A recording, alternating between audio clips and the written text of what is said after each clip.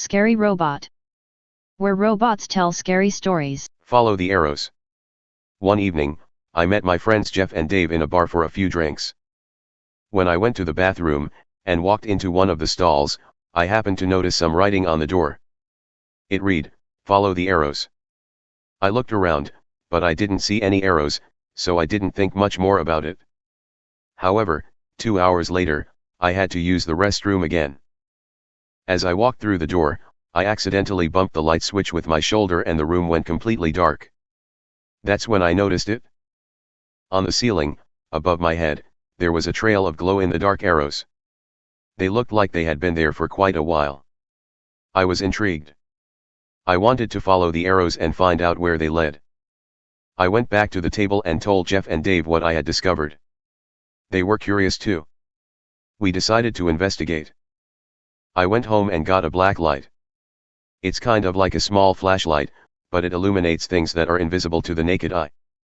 When I returned to the bar, it was almost closing time. Dave and Jeff were waiting for me, their faces full of excitement.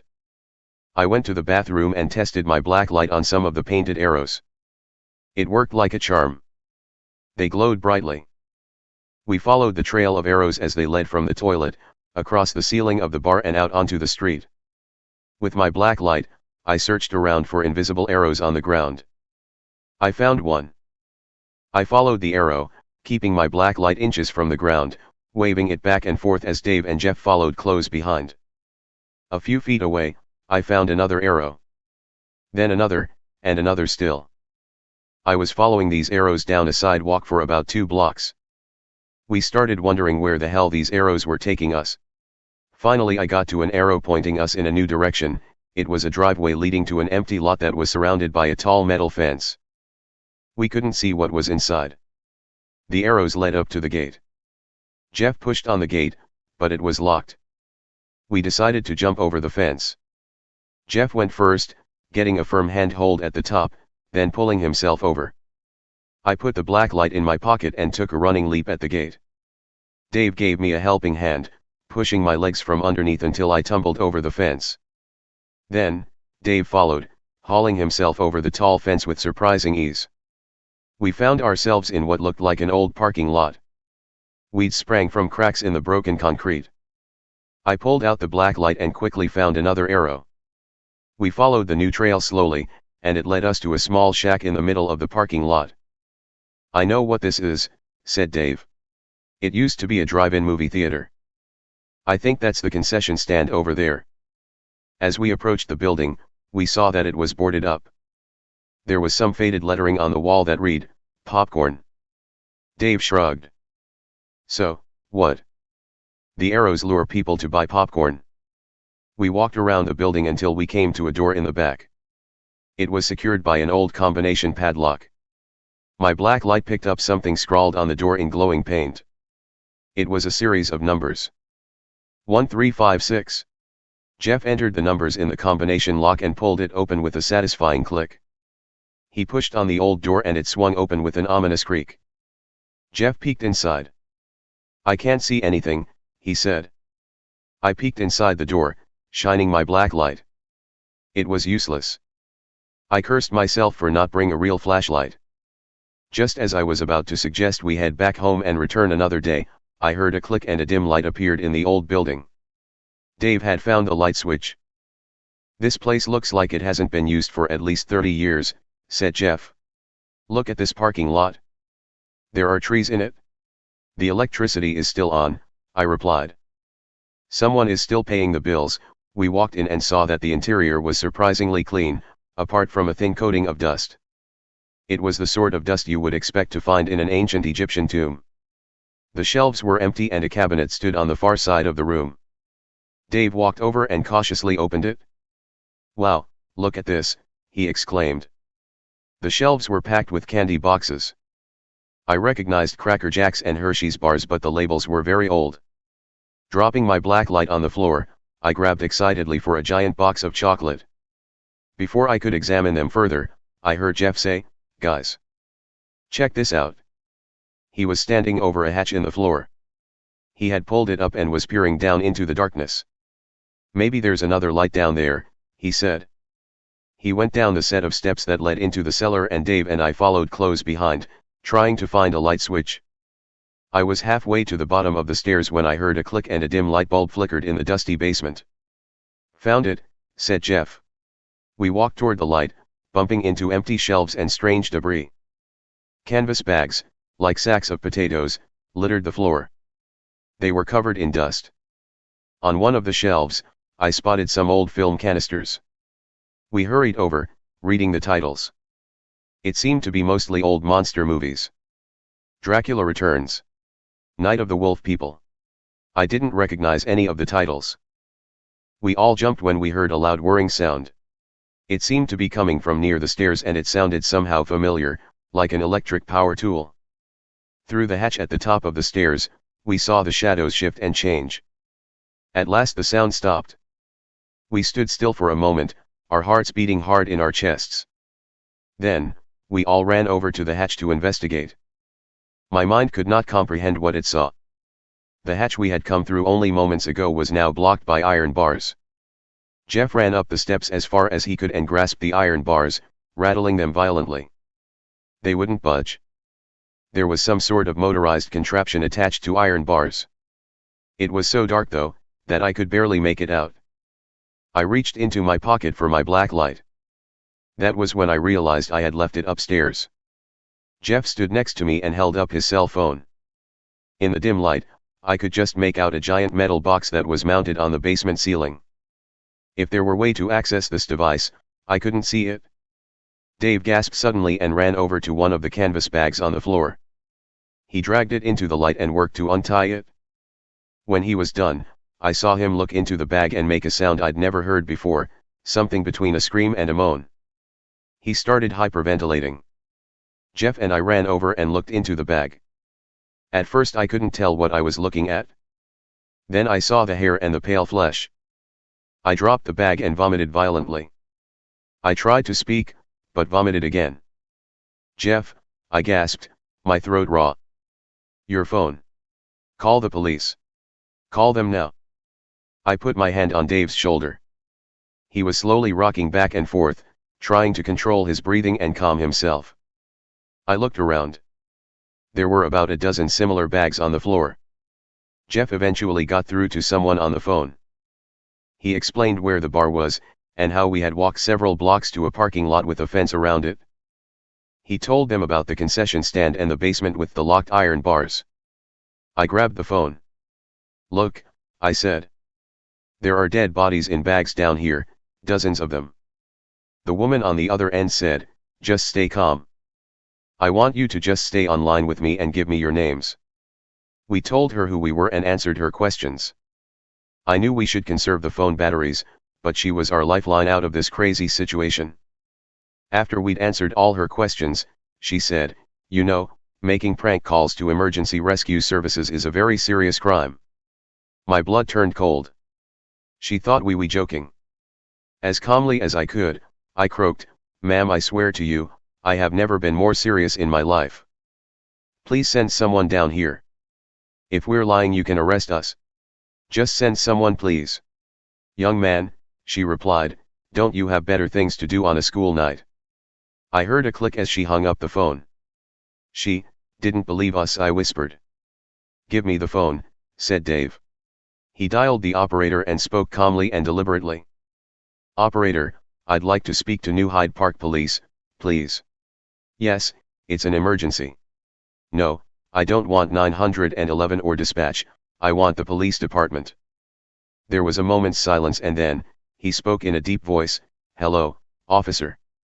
I'd like to report some teenagers causing a disturbance in an abandoned building. They're throwing things around, smashing bottles and wrecking the place. I saw them drag a little girl down into the basement. It sounds awful bad, just awful bad. Someone needs to get their butt down here quick before they hurt that little girl." Brilliant, Dave. Just brilliant, I thought. I could have kissed him. He gave the officer the location of the lot and the description. It was perfect. After answering some more the officer's questions, he begged her once again to hurry and hung up the phone.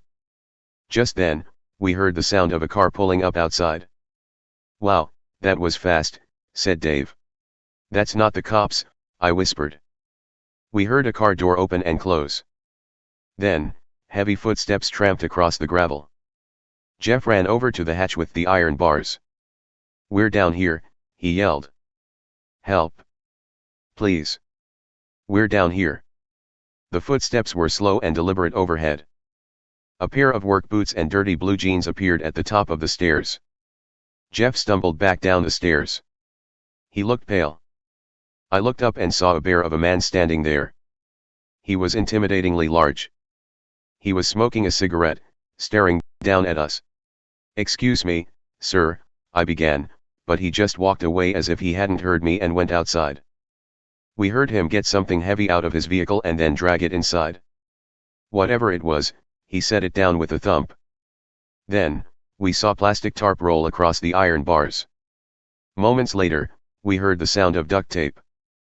The hatch was closed, and we were alone listening to the sounds of the man working. Working, we were sure, on something evil. The sort of evil that is rarely seen.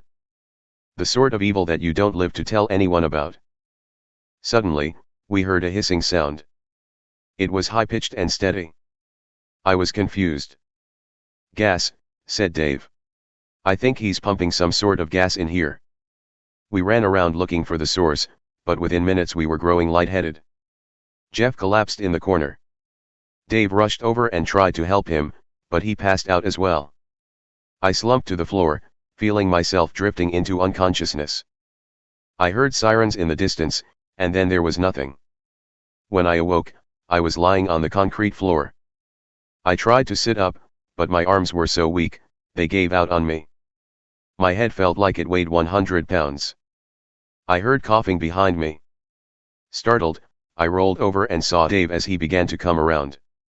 There was a moment of confusion as I looked around the dusty room. Then it all snapped back in place. Adrenaline pumping, my muscles found new strength. I grabbed Dave's collar. "Dave, we've got to get out of..." I stopped mid-sentence as I heard voices upstairs. "Excuse me, sir," said the first voice. "We've had reports of a disturbance out here. Have you heard anything unusual?" There was very long pause, and then a deep, baritone voice said, "Yes, officer. There were some kids in this place making a hell of a racket. I came over here to run them off." "You own this property, sir?" asked the police officer. The man didn't get a chance to answer because I started screaming at the top of my lungs. Dave joined me. Jeff stirred, but I was too busy running up the stairs and pounding on the hatch to pay any attention to him. Dave grabbed a couple of metal film canisters and smashed them together, making an unholy racket. If anything more was said upstairs, we didn't hear it. What we did hear was the scuffle that ensued. The two men upstairs were slamming each other into the walls. One of them fell to the floor with a heavy thud. There was a gunshot, and then another. Finally, we heard a second body slump to the floor. We all stayed silent for a moment, praying the police officer was triumphant.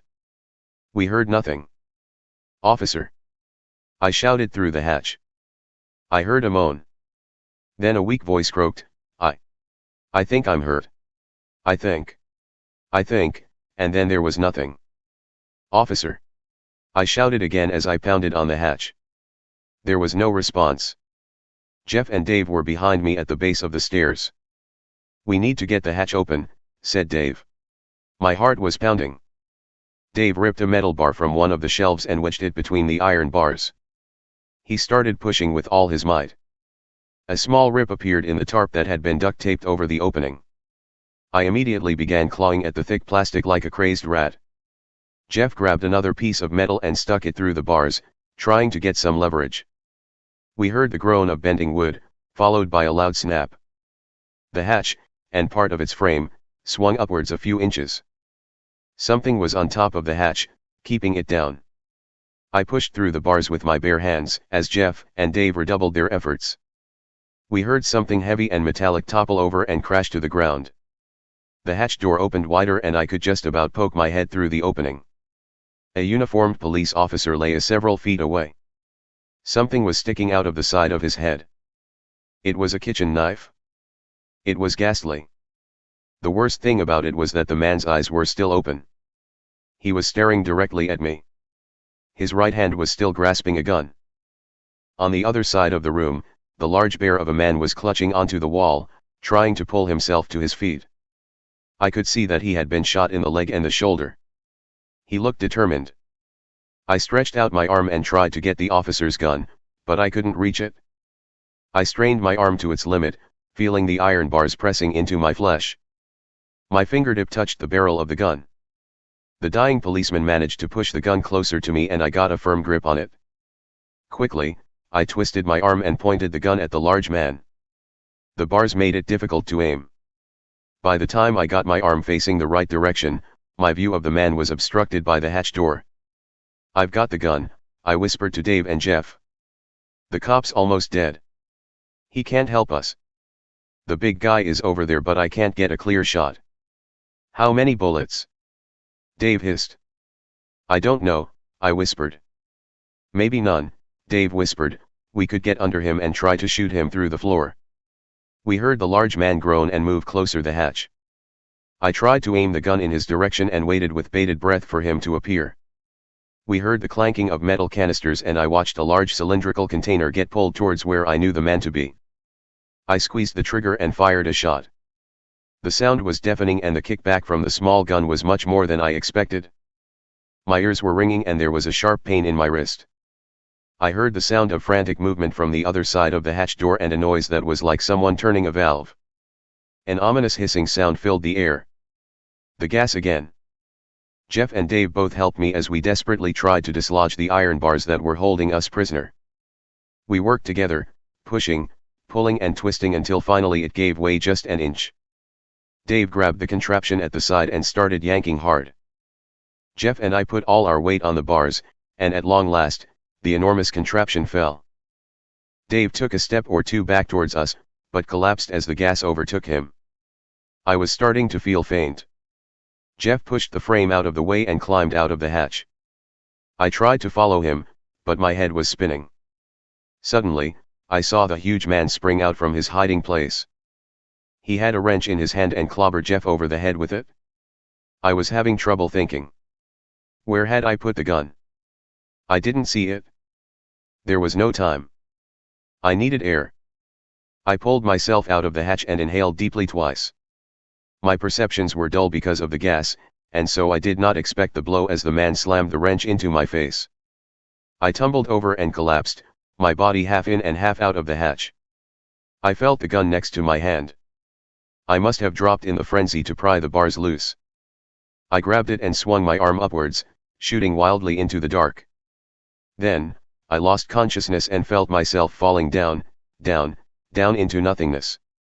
When I awoke I was being loaded into an ambulance. I grabbed the arm of paramedic who was lifting me in. "My friends," I mumbled. "What happened to my friends?" The paramedic just gave me a sad look and shook her head. They finished loading me in and slammed the doors. I closed my eyes, too weary to think, and drifted back into unconsciousness. 1 year later there was a memorial service at my school. I showed up with my girlfriend. I was wearing my best suit and in my hand there was a piece of paper with a speech on it. I walked to the podium and cleared my throat. I said a few words about how I met Dave, and what a great guy he was. I told them all how he'd charged into a room full of potentially deadly gas to help Jeff and me escape from a madman.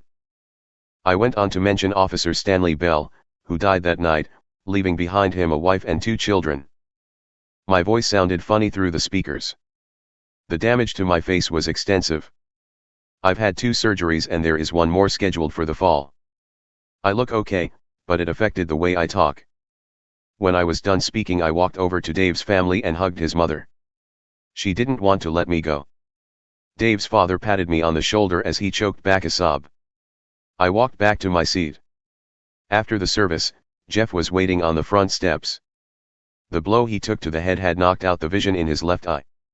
He wore dark sunglasses to hide his wandering eye. We didn't say much to each other, I just hugged him and patted him on the back. On the news, the reporters talked about the 37 bodies in canvas sacks that had been accumulating since 1957. They showed the artist's rendering of the killer, based on my description. He is still at large and his identity is still unknown. The police told us the concession stand had been rigged with motion sensors that, when set off, would lower the iron bars to capture curious trespassers in a dungeon of death. They said the killer had rigged a silent alarm that would send a signal to his phone when someone entered his trap. I tried to remind myself that I was one of the lucky ones. I was exhausted and went to lay down in my bedroom. My girlfriend followed me a minute later and wrapped her arms around me. She remembered to leave the light on. Nowadays, I always sleep with the light on. By Floss Daily. Thank you for watching. If you like the video, give it a thumbs up. Subscribe for more scary stories told by robots.